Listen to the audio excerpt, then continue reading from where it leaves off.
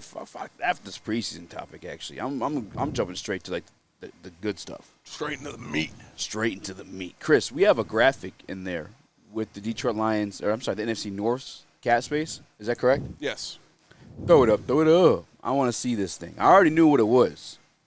I'm gonna get you the numbers across the NFL. Yeah. But, so I'll read them. Read them. It's $19.9 million, so basically $20 million for the Lions, $16.3 for the Bears, $13.6 for the Packers, and $10.5 for the Vikings. So Lions far and away the most.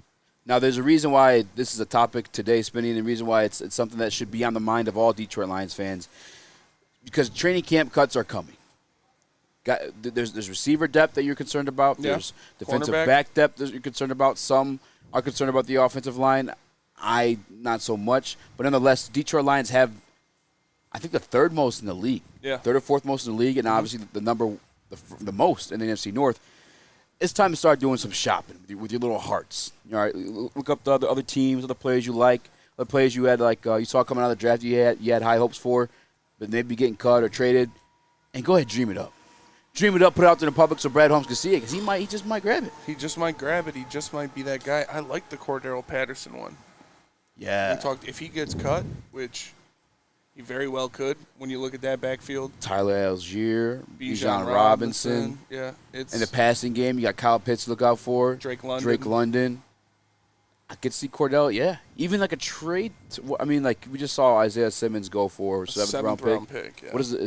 You think he would nab Cordell for that? Same thing, yeah. I think it would be right around the same thing. I think it's perfect because we both had a conversation about the backfield where it's like, I like the Lions' backfield as it is. Running backs take the most abuse. That's why they're not valued as they used to be in the NFL. Mm-hmm. I'd like to have Cordell for that, and a Cordell for the same depth situation at wide receiver. Cordell is a brilliant piece to bring into a brilliant mind like Ben Johnson. I'm glad that you brought that up. Yeah. I'm gushing over the idea. Cordero Patterson is a good one. That is something I'd like. I see in the Woodward Sports chat people are saying Mike Evans. Robert he's Fournier, not getting cut. he's not getting cut. Yeah. Mike Evans is a good one. Yeah, Mike Evans would be fucking nice to have. Yeah, but he's not getting cut. You'd have to trade for him, and you'd have to give up serious assets. Chris, so who's breathing their mic right now? It was Chris for sure. Chris? I don't think it was me because I was hearing it, but I don't think it was me. But not me. What's From your fat nose? Sorry. It's the water in his nose. It keeps moving around. That's boiling. I'm sorry. Back to the Detroit Lions acquisition. What would you give up for Mike Evans? What would I give up for Mike Evans? Yeah. Ooh. That is an X. Oh, for sure. I mean, what? Fourth? Fifth? Hopkins got signed in free agency. Yeah. Are there any recent wide receiver trades? I mean, A.J. Brown was at the top of his game. That one doesn't really count. Mike Evans, yeah, for sure. I mean, that's the thing. I think it would take more than a fifth. Fourth? Probably fourth or third. You know what I'm saying? If you're close enough. But, yeah. I mean, the Lions are close enough. And let's not forget Brad Holmes is from the regime of F them picks. I know we're happy what he's been able to do in the drafts, but that's because he's had that available to him. But, keep in mind, that if he's batting like this in the late round of the draft, then you're allowed to say at those picks when it comes to those earlier ones, those fourth-round picks, those third-round picks. I'm not even as comfortable with a third-round pick. I mean, what are you willing to give for Mike Evans? A third would be the highest I would go. Is that a thing that people really want to do? Trade for Mike Evans? Do you want to trade for Mike Evans? I would love to have Mike Evans on this team. So the third-round pick we have right now, actually, I think that's 2 third-round picks because of T.J. Hawkinson trade. Yeah, all day. And now that I'm thinking. And Zakwa says that's a trade deadline move, but they need the wide receiver help bad for the first 6 weeks of the season. Yeah. They need the wide receiver I don't know help if they bad. can afford to wait until the trade deadline to get it. I don't know that outside of in the actual locker room that the Tampa Bay Buccaneers truly have expectations to do anything. I know there's a weak division last year they end up winning.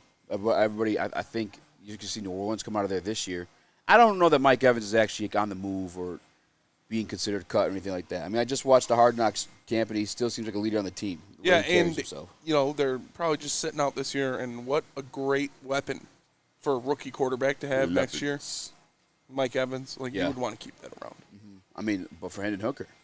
Because that's the other thing, too, about Mike Evans. I talked about this with Kenny Galladay, at least. A lot of people want Kenny Galladay to come here. A lot of people still want Kenny Galladay to come here. He's currently a free agent, if I'm not mistaken, but I feel like that type of receiver, that type of build, what the assets that he brings, you need a Matthew Stafford as quarterback. Quarterback that could throw it up there on a dot and allow that Mike Evans do what Mike Evans does, and that's climb to the top and grab it. Mm-hmm.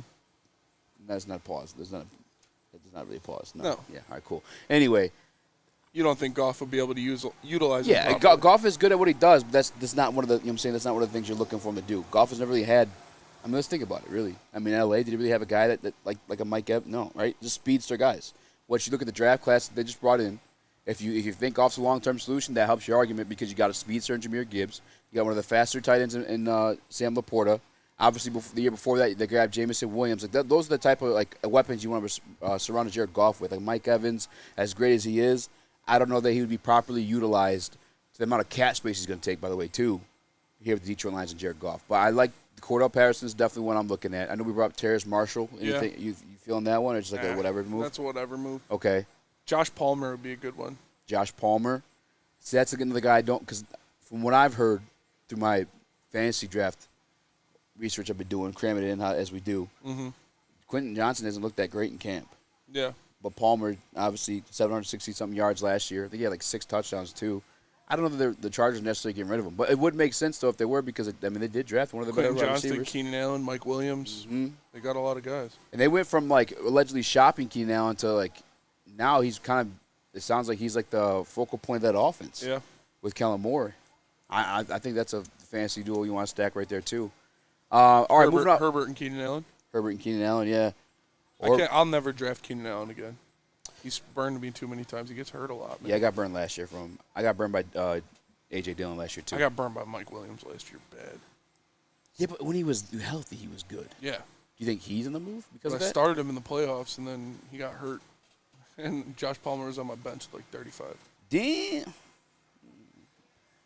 Sheesh. Woo. They're right. No. Wish we had a camera on that.